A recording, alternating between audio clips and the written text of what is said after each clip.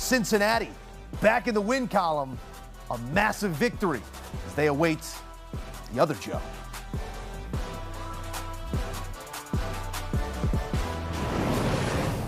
In studio to assess, we say hello, Emery Hunt, alongside Bryant McFadden, here to offer thoughts, and we don't have to go there just yet. I want this to start on a celebratory note of both of these gentlemen, 41 and 40 years old, a combined 54 of 81, 591 yards and 7 touchdowns through the air. Emery Hunt on a Thursday night on a short week.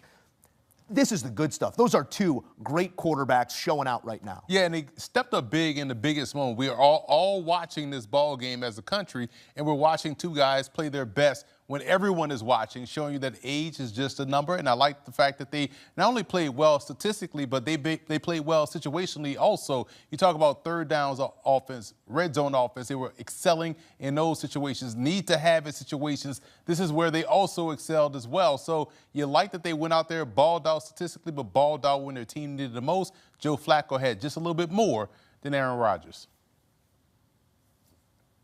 Mike Tomlin tried to warn us. Some folks were saying, why is Mike Tomlin hating on Cincinnati? Why is he worried about what type of transactions Cincinnati and Cleveland they had going on? He knew it. He knew it, and he said he didn't understand. It didn't make any sense.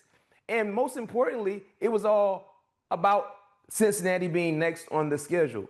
Because you can say whatever you want to say about Joe Flacco and where he is in this stage in his career, he still is more than a serviceable quarterback, considering high-level resources surrounding him.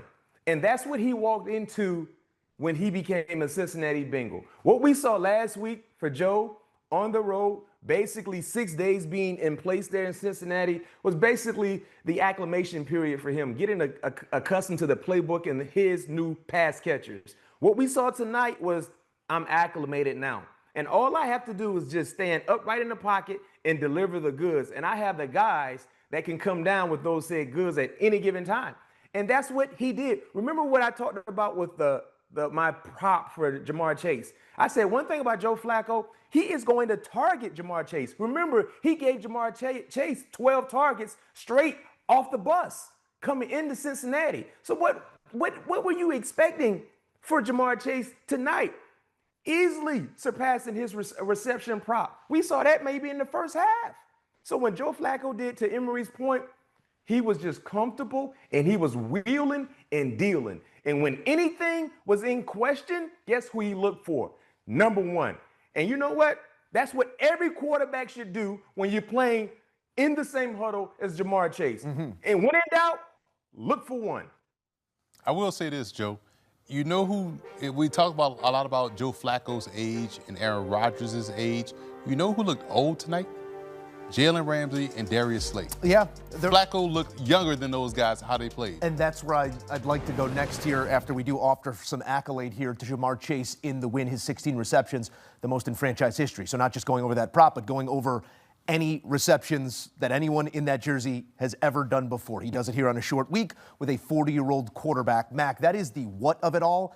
I'm more interested in the how and the why. Talk to me as a former Steelers defender about the standard you did not see met in this game. You get run on by the worst rushing attack in the NFL for 142 yards through the air. It was anything he wanted. Where are the breakdowns right now?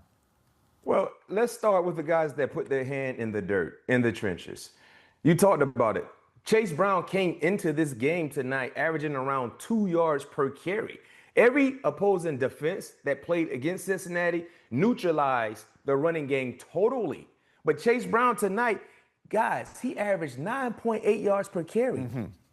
And he averaged a first down every time he touched the football. 9.8. Then outside of the running game led by Chase Brown, talk about the comfort that Joe Flacco had to work from within. He got sacked in the first quarter, then he got sacked in the fourth quarter. Outside of that, no one came close to Joe Flacco. He went through every progression that was there in the route tree that led to him throwing for over 300 yards and 3 touchdowns. He averaged over 7 yards per throw.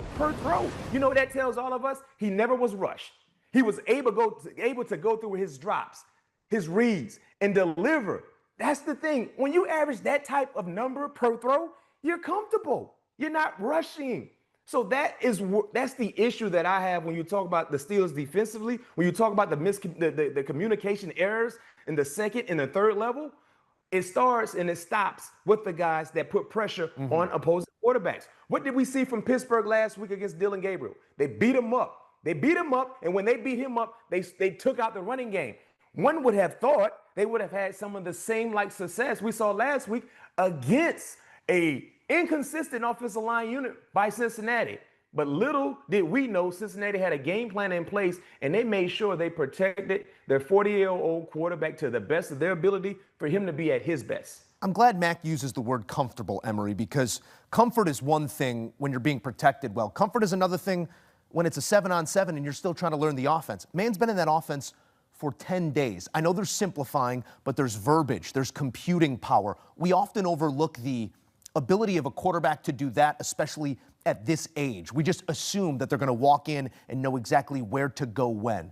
Are you at all surprised of the level of comfort for Joe Flacco in this offense this early? Not at all, because we saw him hit that bench route probably like 5 times in a row to Jamar Chase. That's week 1 teach tape. Exactly. We all got that one. Yeah. But what stood out to me the most, guys, was Orlando Brown, the left tackle, and Amaris Mims, the right tackle. Tip your caps to those guys because they held those edge rushers in check. We thought this was going to be a great party between T.J. Watt and Nate Herbig in the backfield. And, man, Amaris Mims, the young tackle, right tackle, did a fantastic job tonight. And quiet as kept, these two teams played the same game. Yeah. If we look at passing, rushing, red zone, third down, they were nearly identical. But what changed the game for Cincinnati was the 2 turnovers they were able to force. And also, you think back to when this game was 7-0, and it was at 4th and 1 in the second quarter, I believe. And Pittsburgh was going to go for it. They tried to go for it. They got a false start, had to back up, kick the field goal. It was 10-0. That right there ignited the comeback for the Cincinnati Bengals because they went right down the field and scored a touchdown, and then that's when we got the back-and-forth game between these two. So it shows you that, hey, we can compete with these guys. We can stop these guys. We saw their offense get confidence, and then we saw their defense get confidence and turn the ball over. They had many critical plays. Yeah. So Flacco doing his 111th was outstanding because once he realized, hey, my tackles are doing a great job, I got 2 number ones, and the tight end Noah Fenton had a big day. Like, we're all about to eat, and everybody on that offense definitely got their mouths full with the food that he was delivering with that football going around the yard. A master operator, and shows it once again as he goes for 300+, 3 touchdowns, no interceptions. It's the 6th time in his career that he's done that, and he's done it with 4 different franchises. Mac, I want to finish with you and on a broader thought here for Pittsburgh because they're now 3-16 on Thursday nights away from home since 1970. This is usually the way that things go. Give me the why in that, but also we're looking at a team that is still the favorite to win their division, but has dropped from -160 up to +120. What does this mean in the grand scheme? You know what? That first stat, it's just one of those funky stats, man, that just follow the Steelers. And you don't really know it until you know it, right? When you throw out that stat, because Thursday night is a primetime game. And usually Mike Tomlin on primetime moments, he usually delivers wins. But, I gave the number also during the pregame show. Mike Tomlin is 0-6 on the road on Thursday nights against AFC North opponents. He's 0-6 straight up on the road against AFC North opponents. So he's struggled in these moments, especially on the road on Thursday night. Remember last year, Thursday night, famous Jameis gave him an L on Thursday night in Cleveland. And remember, that Cleveland Browns team was nowhere close to being competitive or relevant. But in that moment on Thursday night in Cleveland, guess what? They wheeled and they dealed, and he found a way to come up with a huge, unexpected